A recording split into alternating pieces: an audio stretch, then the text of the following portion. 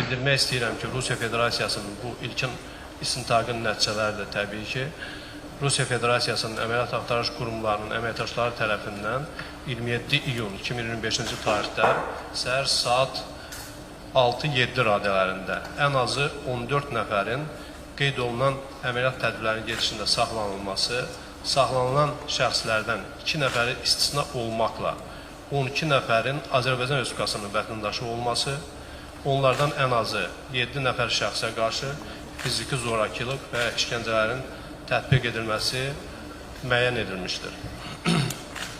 Həmin şəxslərdən bildiyiniz kimi 2 şəxs aldığı onlara yetirilmiş xəsarətlər nəticəsində dünyasını dəyişmiş, 2 nəfərin hazırda Yekaterinburg şəhərində yerləşən xəstəxanalarda müalicəsi davam etdirilir.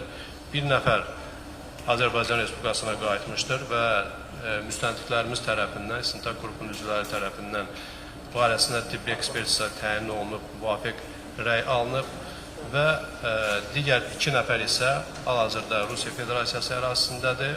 Xəsarət almış şəxslərdən onlardan biri barəsində həbs qətimkan tədbiri seçilib, biri isə sərbəst buraxılmışdır. İstintaqın gedişi, aparılmış istintaq hərəkətləri ilə bağlı məlumatları Baş Prokurorluğun İstintaq İdarəsinin Ümumi İşlər üzrə böyük müstəntiqi Pərviz Cəlilov daha geniş şəkildə sizə təqdim edəcəkdir.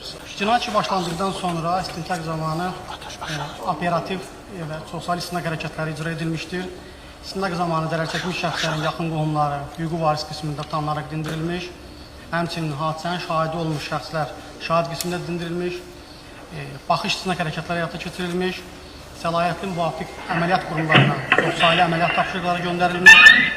Azərbaycan Respublikasının Dövlət Miqrasiya Xidmətindən barələrində əməliyyat axtarış tədbirləri keçirmiş şəxslərin vətəndaşlıq mənsubiyyəti ilə bağlı müvafiq rəylər alınmış.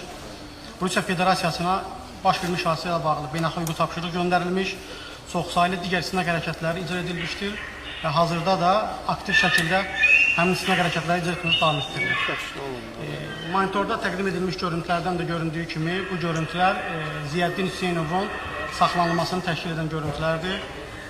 Oradan da göründüyü kimi, Ziyəddin Hüseynov 27 iyun 2025-ci il tarixdə yerli vaxtla saat 07:02 radələrində yaşadığı evdə saxlanılmış, evindən çıxarılan zaman özü sərbəst hərəkət etmiş, görüntülər əsasında da onun bədənində hər hansı ciddi xəsarətlərin olmaması müəyyən edilmişdir.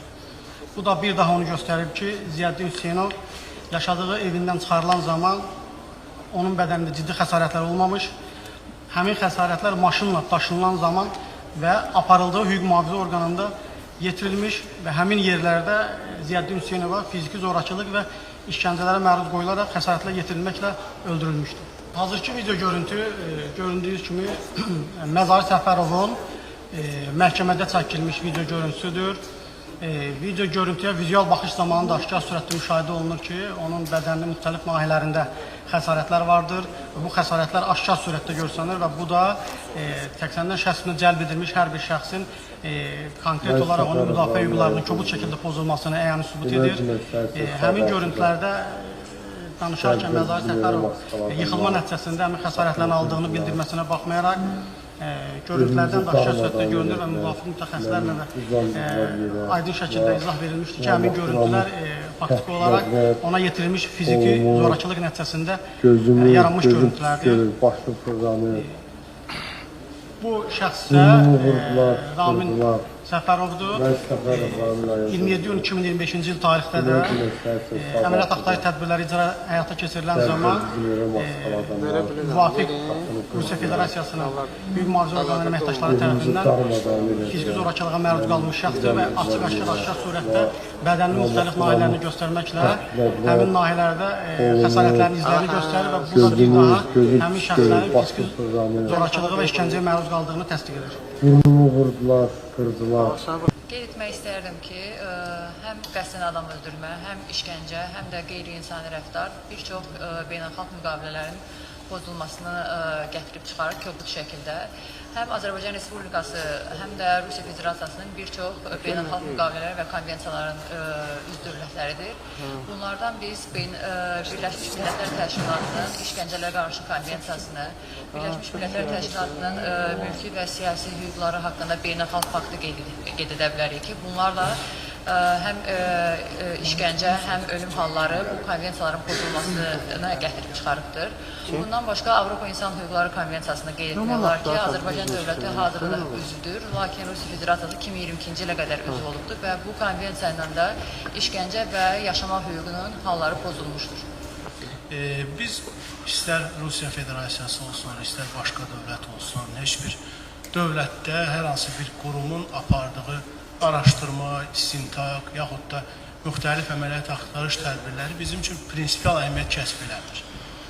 Və biz heç bir dövlətin, hansısa qurumun daxili işlərinə qarışmaq niyyətində deyilik. Lakin bu proses zamanı bir və ya bir neçə Azərbaycan vətəndaşına qarşı amansızlıq nümayiş elətdirilirsə, onların hüquqları kütləvi şəkildə pozulursa, onlar xüsusi amansızlıqla öldürülürsə, Azərbaycan dövlətinin və Azərbaycan hüquq mühafizə orqanlarının bu hadisəyə reaksiya verməsi bizim vəzifə borclarımızdan biridir.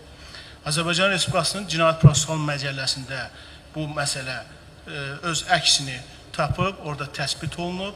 Əcnəbi şəxslər, əcnəbilərin vətəndaşlığı olmayan şəxslərin Azərbaycan Respublikasının hüdudlarından kənarda Azərbaycan Respublikası vətəndaşlarına, Azərbaycan dövlətinin maraqlarına və mənafeylərinə qarşı törətdikləri cinayət əməlləri Azərbaycan Respublikasının hüquq mühafizə orqanları tərəfindən cinayət qaydasında təqib edilir.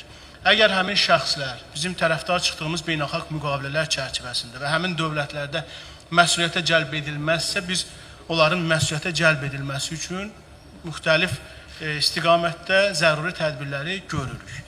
Və üstəlik bu məsələdə həm Azərbaycan Respublikası, həm Rusiya Federasiyası mülki, ailə və cinayət işləri üzrə hüquqi yardım haqqında 2002-ci il konvensiyasının üzvləridirlər və bu konvensiyanın tələblərinə də əsasən hər iki dövlət qarşı digər dövlətin ərazisində öz vətəndaşlarına qarşı törədilmiş hadisələrlə bağlı cinayət təqibi apara bilər. Digər bir məsələ də ondan ibarətdir ki, bizim burada həssas yanaşmamızın əsas səbəblərindən biri də odur ki, biz Rusiya hüquq mühafizə orqanlarının bu məsələ ilə bağlı rəsmi mövqeyini hələ görə bilməmişik. Biz hələ ki, heç kimi ittiham eləmək niyyətində də deyilik və bunu eləmirik. Amma bizim əlimizdə baş vermiş hadisənin, xüsusilə ölüm hadisələrinin baş verməsini təsdiqləyən ekspert rəyləri yoxdur Rusiya tərəfinin təqdim elədiyi. Bunun əvəzində müxtəlif mətbuat qurumlarında, Rusiya mətbuatında bu ölümün müxtəlif xəstəliklərlə əlaqələndirilməsini göstərən məlumatlar var. Və bu, indiki halda bu qeyri-peşəkar bir yanaşma olardı. Çünki Azərbaycana gətiriləndən sonra həmin mərhum şəxslərin nəşləri məndən qabaq həmkarlarımın da qeyd elədiyi kimi ekspertizaya təqdim olunub və çoxsaylı xarici və daxili xəsarətlər aşkar olunub ki, bunları da təbii ölüm səbəblərinə, xəstəliklə bağlı olan ölüm səbəblərinə bağlamaq bir o qədər ağla batan deyil. Təbii ki, Rusiyada ekspertiza sahəsi kifayət qədər institusional səviyyədə inkişaf eləmiş bir sahədir və hesab edirik ki, hüquq mühafizə orqanlarının bu sahədə olan açıqlaması daha fərqli olacaq və daha əsaslı bir rəylə biz tanış ola biləcəyik. Bax, qeyd elədiyim bu səbəblərdən Azərbaycan Respublikasında müvafiq maddələrlə cinayət işi başlanılıb və bu kifayət qədər hüquqi əsaslıdır.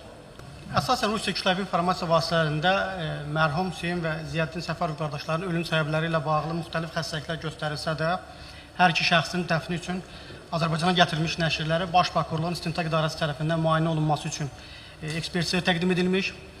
Peşəkar məhkəmə tibbi ekspertlərinin, prokuror kriminalistlərin iştirakı ilə video çəkiliş aparılmaqla meyitlər müayinə olunmuşdur. Artıq bununla bağlı Səhiyyə Nazirliyinin məhkəmə tibbi ekspertiza və patoloji anatomiya birliyi publik hüquqi şəxsin baş direktoru Ədalət Həsənov tərəfindən ekspertizanın ilkin rəyi artıq ictimaiyyətə açıqlanıbdır. Hər iki mərhumun meyitinin daxili və xarici müayinəsi zamanı çoxsaylı xəsarətlər, sümüklərin yer dəyişmiş sınıqları, daxili orqanların kənar təzyiqlə zədələnməsi halları aşkar edilmişdir. Şahid ifadələri, o cümlədən vizual dəlillər də bu şəxslərin saxlanma və daşıma zamanı sistemli şəkildə fiziki zorakılığa məruz qaldığını bir daha təsdiq edir. Ekspertin ilkin rəyinə əsasən Səfərov qardaşlarının hər biri posttravmatik və posthemoragik şokdan vəfat etmişdir ki, bu da çoxsaylı fiziki xəsarətlərin nəticəsində baş vermişdir. Hazırki tarixə bizim istintaq qurumuna Rusiya Federasiyasının səlahiyyətli orqanlarından hər hansı bir məlumat və ya beynəlxalq tapşırıq göndərilməyib. Lakin Rusiya Federasiyasının qurumları hər bir halda ölüm faktı varsa, özdə bu ölüm faktı əməliyyat axtarış fəaliyyətini həyata keçirən bir dövlət qurumunun binasında və yaxud onun nəqliyyat vasitəsində qeydə alınıbsa, bu mütləq araşdırılmalı bir hadisədir və meyitlərlə bağlı bildiyiniz kimi Rusiya Federasiyasında müvafiq ekspertizalar keçirilib. Bu ekspertizaların keçirilməsi onu göstərir ki, Rusiya Federasiyasında olan həmkarlarımız da artıq araşdırmaya başlayıb. Bilirsiniz, bu əməliyyat qurumlarının, əgər dövlət qurumlarının səlahiyyətli şəxsi tərəfindən belə bir zorakılığın tətbiqi nəticəsində fərqi yoxdur. Dilindən, dinindən, vətəndaşlığından, milliyyətindən asılı olmayaraq hər hansı bir şəxs işgəncələrə məruz qalıb öldürülürsə, bu xüsusilə ağır bir cinayətdir. Və biz bununla bağlı ilkin dəlillərimizi, sübutlarımızı istintaqçılar toplayıblar və Rusiya Federasiyasının aidiyyatı qurumlarına həmkarlarım da qeyd elədiyi kimi 2002-ci il tarixli konvensiyanın tələblərinə uyğun olaraq beynəlxalq hüquqi yardım haqqında tapşırıq göndərmişik və həmin tapşırıqda da çox geniş əhatəli biz həmkarlarımızdan səlahiyyətli Rusiya Federasiyasının səlahiyyətli orqanlarından müvafiq istintaq hərəkətlərinin aparılmasını, materialların təqdim edilməsini, müvafiq ekspertizaların aparılmasını, baxışların keçirilməsini, sorğuların verilməsini, sənədlərin toplanmasını xahiş etmişik. Həmin konvensiyanın üzvlərindən biri də Rusiya Federasiyasıdır və konvensiyanın tələblərinə uyğun olaraq da çox güman ki, çox yaxın vaxtlarda bizim həmkarlarımız səlahiyyətli Rusiya Federasiyasının orqanları tərəfindən onun tələbləri yerinə yetirilməklə müvafiq daha sürətli istintaq və araşdırma hərəkətlərinə başlanılacaqdır. Ümumiyyətlə, törədilmiş cinayətin obyektiv istintaqının aparılması və bütün təqsirli şəxslərin müəyyən edilərək cinayət məsuliyyətinə cəlb olunması üçün Rusiya Federasiyasının səlahiyyətli orqanları ilə qarşılıqlı təmas yaradılaraq səylərimizi daha sürətli davam etdirəcəyik və ümid edirik ki, bizim bu səylərimiz nəticə verəcək və təqsiri olan şəxslər cinayət məsuliyyətinə cəlb olunacaqdır. Qeyd etmək istəyirəm ki, əgər şəxslər şübhəli bilinirlərsə, onların məsuliyyətə cəlb edilməsi yalnız hüquqi prosedurlar çərçivəsində, eyni zamanda həmin şəxslərin hüquqlarına hörmətlə həyata keçirilməlidir. Həm Birləşmiş Millətlər Təşkilatının İşgəncələr Qarşı Konvensiyası, həm Avropa İnsan Hüquqları Konvensiyası, eləcə də hər iki dövlətin qanunvericiliyi işgəncəni, qeyri-insani rəftarı qadağan edir. Və heç bir halda qanunsuz zorakılıq, işgəncə, qeyri-insani rəftar hüquq əsas ola bilməz.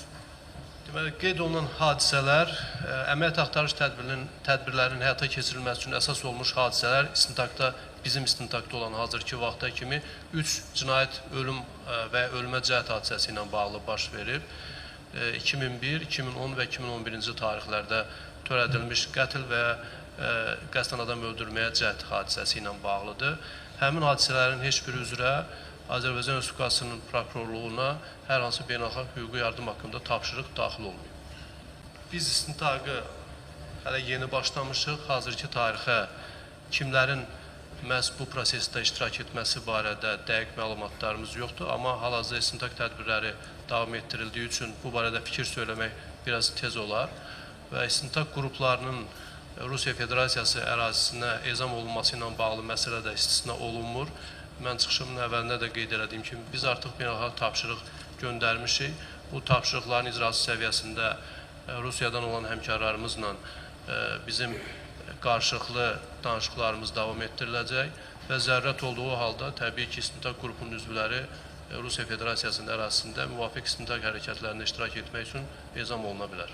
Sözü gedən cinayətçi tərəfimizdən başlanılıb və onların şəxsiyyətinin müəyyən olunması. Bilirsiniz, saxlama prosesində iştirak etmiş şəxsin məhz işgəncənin həmin şəxs tərəfindən verilməsi anlamına gələ bilməz. Buna görə də qeyd elədiyim kimi bu suala indidən cavab vermək biraz erkəndir. Hal-hazırda tədbirlərimiz davam etdirilir və məhz işgəncə prosesində kimlərin iştirak eləməsi, kimlərin buna razılıq verməsi, istintaq qurumu tərəfindən müəyyənləşdirdikdən sonra biz bu suala açıq cavab verə bilərik ki, kimləri məsuliyyətə cəlb etmək. Faktiki olaraq hazırda biz istintaqımızı milli qanunvericilik əsasında aparırıq və əsas istiqamətlərimizdən biri qarşılıqlı hüquqi yardımdır. Nemət müəllim də qeyd elədi məndən qabaq. Bizim Rusiya hüquq mühafizə orqanları ilə müxtəlif cinayət işlərinin istintaqı ilə bağlı qarşılıqlı hüquqi yardım sahəsində böyük bir təcrübəmiz var və kifayət qədər indiyə qədər bu effektiv olub. Bu cinayət işində də hazırda bu istiqamətdə işlərimiz davam etdiriləcək. Təbii ki, bütün yollar, bütün istiqamətlər, bütün hüquqi platformalar bizim üçün məqbuldur. Çünki Azərbaycan Respublikası vətəndaşlarının hüquqlarını qorumaq dövlətin əsas vəzifələrindən biridir və zəruri olarsa bu istiqamətdə bütün addımlar atılacaq. Amma hələ ki, milli qanunvericilik və qarşılıqlı hüquqi yardım istiqamətində fəaliyyət göstəririk.